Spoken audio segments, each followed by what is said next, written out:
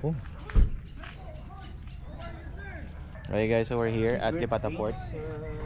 As you can see, ayan ang mga Coast Guard. Then, ayan yung ano, that's the boat that we're gonna ride. Tapos, as you can see, ang ganda ng sunrise. May rays sa likod. Ayan. So, we're waiting for the group to arrive. The vloggers from Iloilo, including us.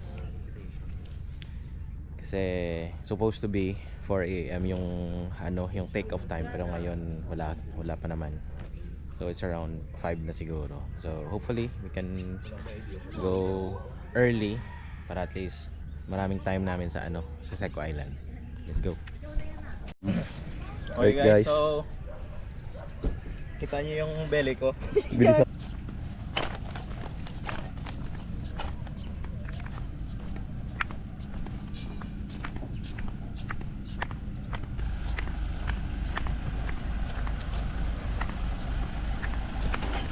Morning. Morning. Sir. Thank you. Good morning. Good morning. Alright, so sabay kami sa Seco Coast Guard. Thank you. Mabilin pa fix po ni card. Ha?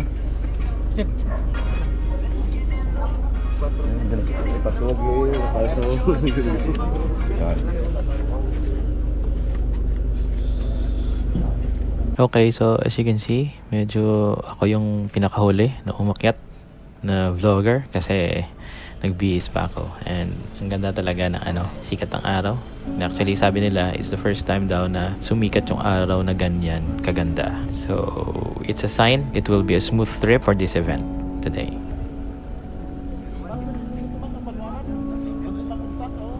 Right now, Ivan is actually going around the boat to take footages of all who are participating in the event. As you can see, may mga divers who are going to plant the flag underwater.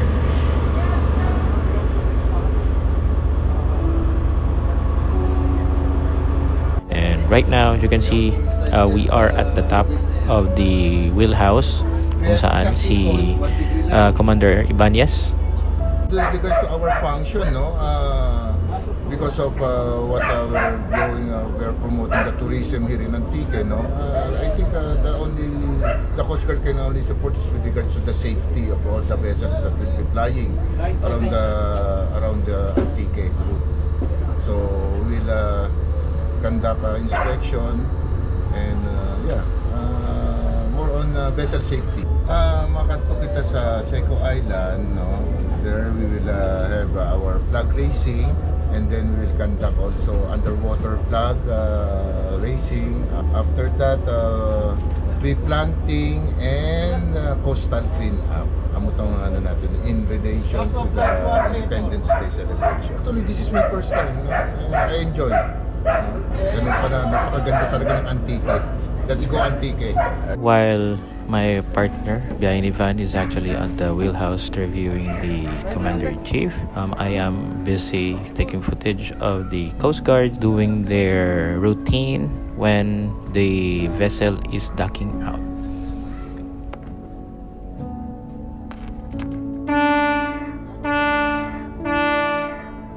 Fun fact, when the ship or the vessel is blowing 3 horns, that means that the vessel is backing or in reverse. Sinearch ko talaga yan kasi na curious ako sa mga horn signals ng Coast Guard. Actually, first time ko experience yung ano, yung nasa taas talaga ng ano, Coast Guard. So, yan. Umabot mo kayo ng pagka pinabot mo, pulis naman ang ano. Yan, medyo crowded kami dito sa taas. Pero it's the first time na napakita yung ano, experience dito na makasakay sa one of the Coast Guard ships here in the Antique. So, ayan. From Port of Lipata to Seco Island, mga 25 nautical miles. Ang cruising speed niya, 15 knots tayo ngayon. 1 hour and 45 minutes. Mga before 7 nandun na tayo. Okay guys, so right now as you can see, Behind me is Mount Madyas.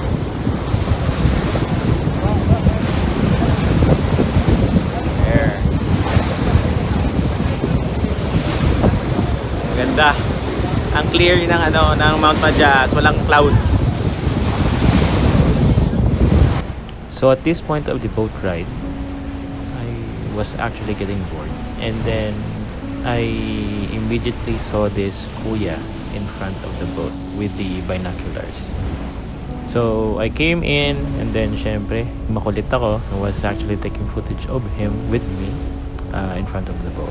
And then after that, tinanong ko si kuya kung ano yung ginagawa niya. He is actually reporting what he sees in the distance, like ships, fishermen vessels, buyas, which are attached to the fish nets, because those are actually dangerous if they run it over with the big propeller that they have.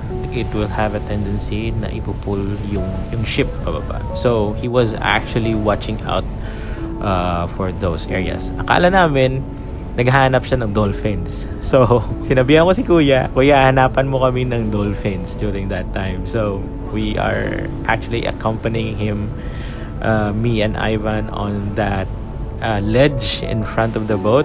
Kasi gusto namin makikita ng dolphins. And in that area, going to Seco Island, there are a lot of dolphins, going into the boats, playing with the boats right there in that area of the channel of the water going to Seco Island. So, ayan, andun kami, and I was ready to take footage of those dolphins.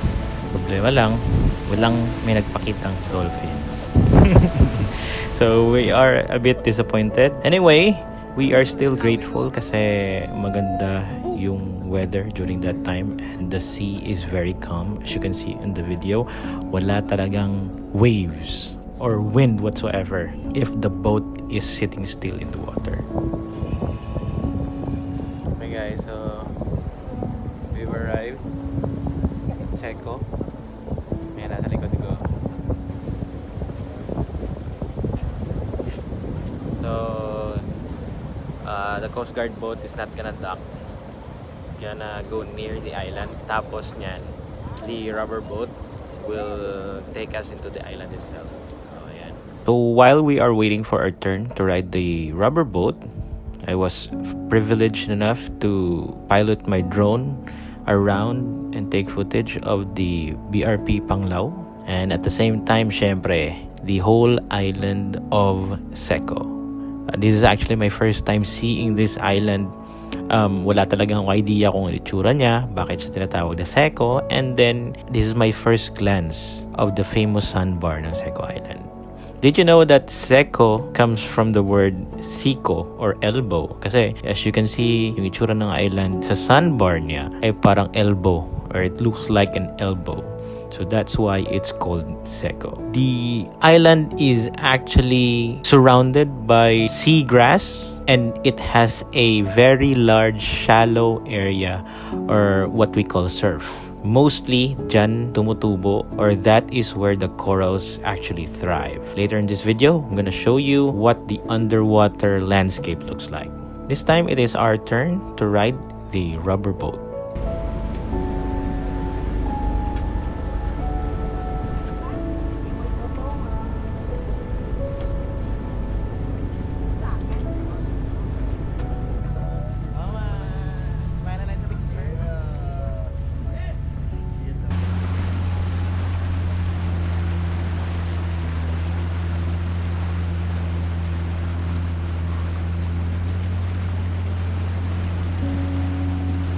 From the rubber boat, looking down into the water, I can definitely see that the visibility is very, very clear.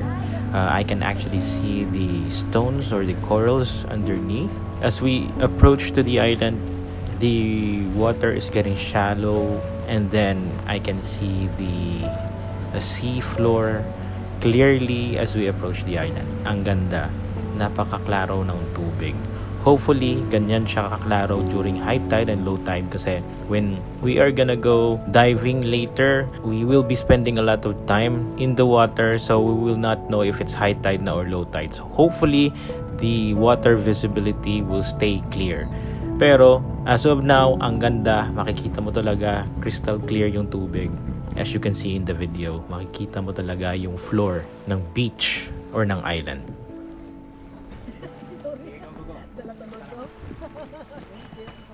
Thank you, Gid. Sa pag-ano nga kapot ha. Muna to kap tanay aton kagapon. Patasan na yung videos mo. We and the group settled in the shaded part of the island. Kasi there are very few vegetations and there are only a couple of trees that you can actually find shade. Seco Island is a desert island. Desert means no water and a few vegetations. Kaya, nung first impression ko talaga, pagdating namin, besides na maganda yung island, ang init sa island. The weather here is to the extreme. If it's hot, it's very hot. If it's cold and stormy, then you better hold on.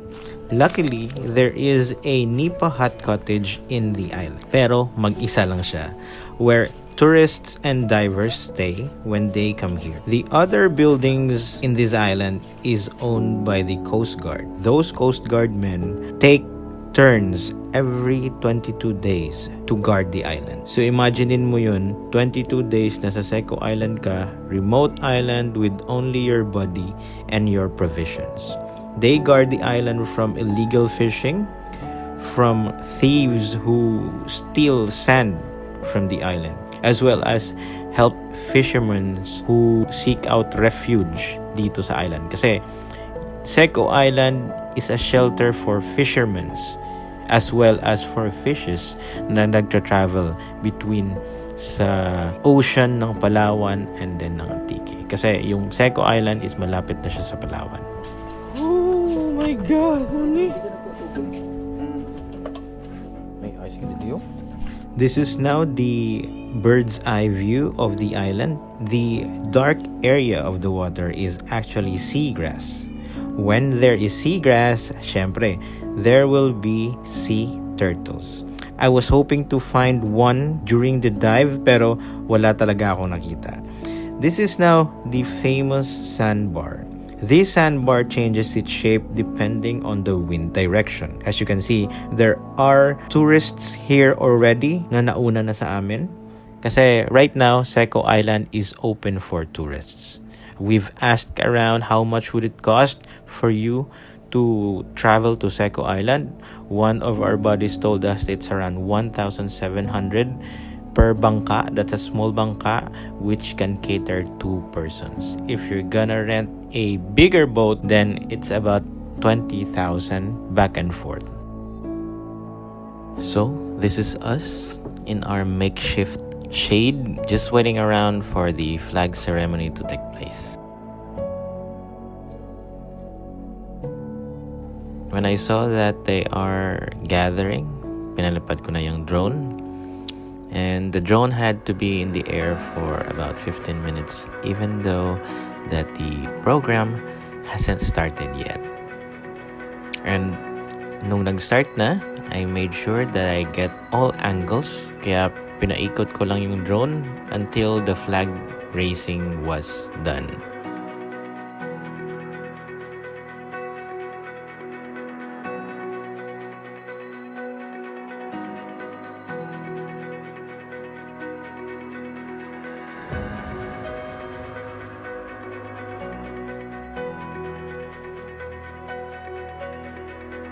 The flag raising ceremony was led by Philippine Coast Guard District Western Visayas Commander CG Commodore Edgar L. Ibanez and the Sangguniang Panlalawigan ng Antique Victor Condes.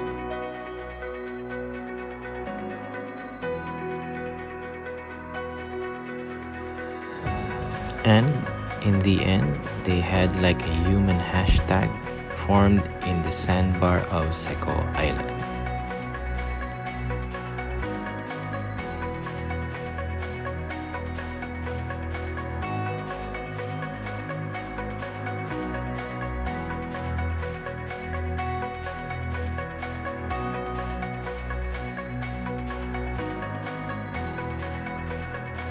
It is so cool and amazing to watch and to be part of this activity by the Coast Guard and the LGU of Tibiao Antique.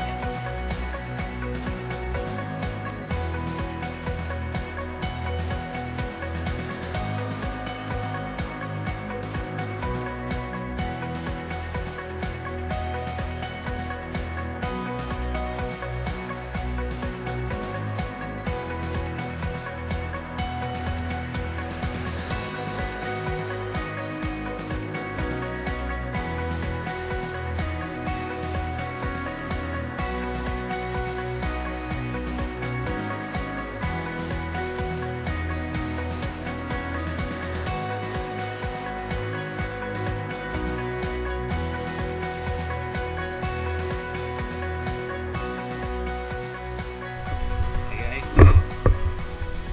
time to grab the waters of Seco Island. Let's go! With all the activities done, it's time for us to check what the underwater landscape looks like in Seco Island. We started out our dive on the inner part of the beach. Of course, we also did our part in the coastal cleanup where Biyahe ni Van picked up trash in the water.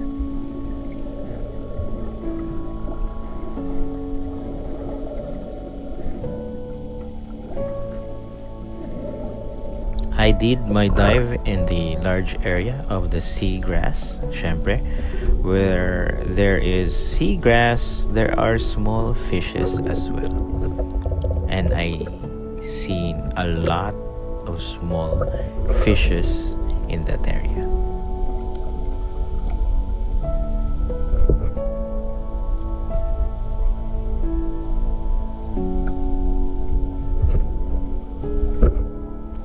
When there are small fishes, syempre, big fishes are soon to follow.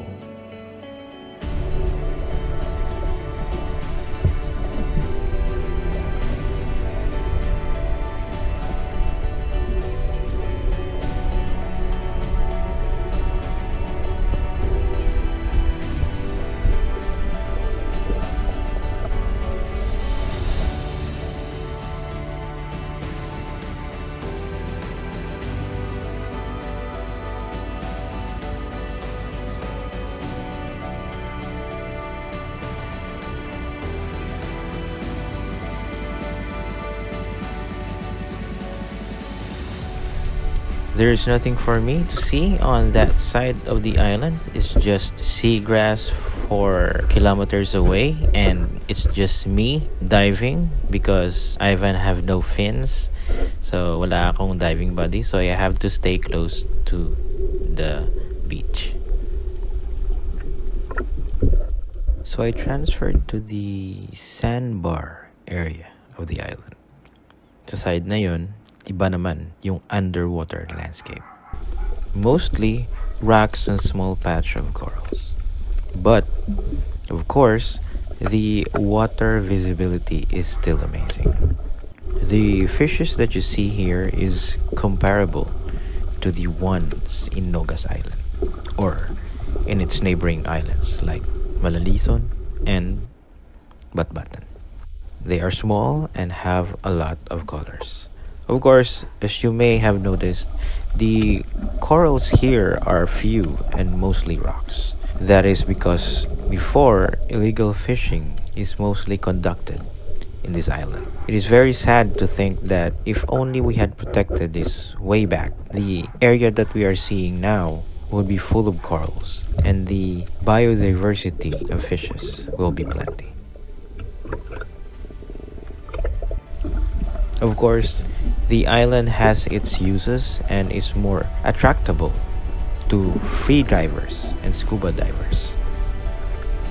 Because of its crystal clear water, it is a good playground for snorkeling and free divers just like me.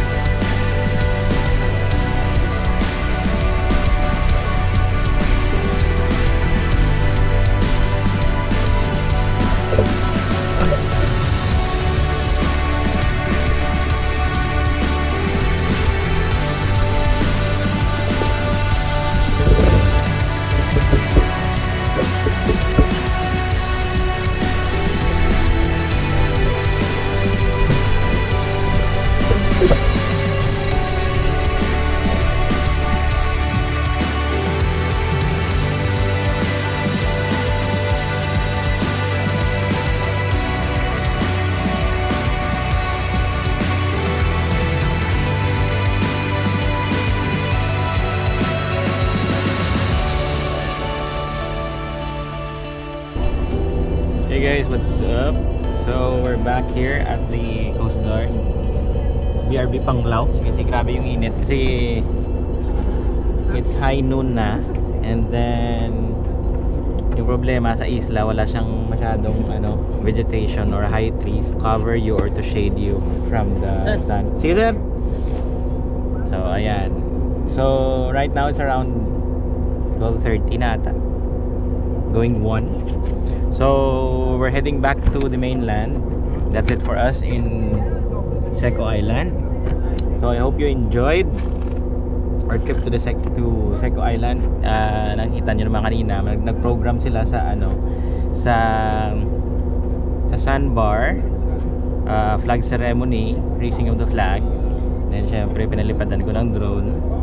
And at the same time, merong pakulo doon na parang hashtag na human, hashtag Seco. So ayan. So hopefully we can come back here and then explore more sa sa waters ng Seco. Kasi yung problema, ako lang mag-isa yun ng dive kasi naiwan ko, nawala na naman yung fin ni Ivan, nawala ko. Ayan, so hello. So hindi ako nakapag punta sa wall kasi parang yung every island has a boundary kung saan lang yung yung ma-reach ng sunlight, and then pababa na, big drop na. So dun sana kami magda-dive yung sa midway ng drop and then island. Pero ang problema, syempre wala sa iba ng ng fin. So wala na, ako lang mag-isa. So yun lang. Hopefully we can come back and then explore more of Seco Island. Right there.